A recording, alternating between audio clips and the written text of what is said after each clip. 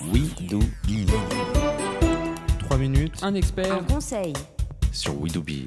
L'expertise, c'est tout de suite sur We Do Biz et plus particulièrement l'expertise commerciale. Nous retrouvons donc cette semaine Nicolas Caron pour sa chronique.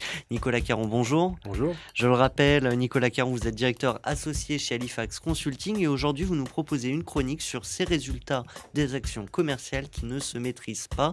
Qu'entendez-vous par là ?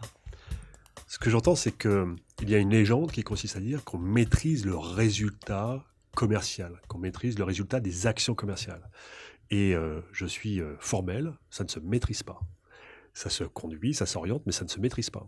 C'est vrai pour les commerciaux, au niveau micro. Lorsque un commercial va voir un client, il peut travailler sur l'excellence de son entretien, sur la présentation de son offre. Il peut déployer tous les efforts possibles. Il peut être excellent. Mais si le client, pour une raison X ou Y, a décidé de dire non, il dira non. Donc, ce que le commercial doit essayer de travailler au mieux, c'est le chemin qu'il conduit à signer le plus souvent possible. Et puis c'est vrai également au niveau du management. Il y a encore trop de managers qui sont obsédés par ce qui sort du pipe et qui managent le résultat.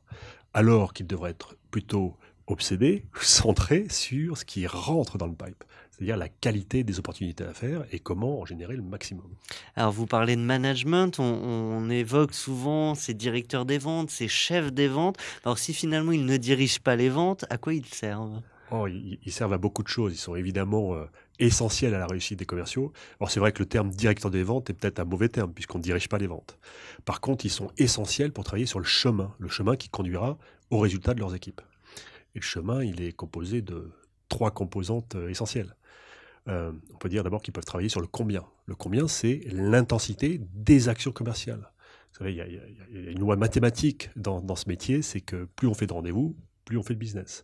Plus on passe d'appels, plus on a de rendez-vous. Enfin, il y a des choses qui relèvent vraiment de l'intensité des actions. Donc ça, ils peuvent piloter ça et veiller à ce que leurs commerciaux aient une intensité commerciale la plus importante possible. Donc ça, c'est le combien ? Ça, c'est le combien. Ensuite, évidemment, on peut avoir beaucoup d'intensité dans ces actions commerciales et mal les faire. Donc, ce sont les garants de la qualité des actions commerciales. Et ça, c'est le comment.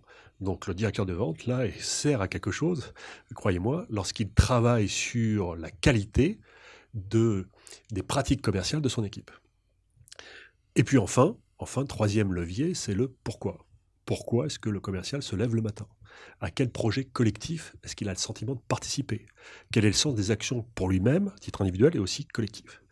Et là, on a 3 ingrédients. Donc la question, est-ce que le directeur des ventes sert à quelque chose ? Le directeur des ventes qui travaille à la fois le pourquoi, à la fois le comment et à la fois le combien, moi je vous fais le pari qu'il aura beaucoup de résultats pour son équipe à la fin de l'année. Eh bien moi, je vous fais le pari qu'on vous retrouve avant la fin de l'année. D'ailleurs, juste la semaine prochaine pour une nouvelle chronique dédiée au développement commercial. Nicolas Caron, merci. Merci. Nicolas Caron, je le rappelle, directeur associé chez Halifax Consulting. À très bientôt. À bientôt.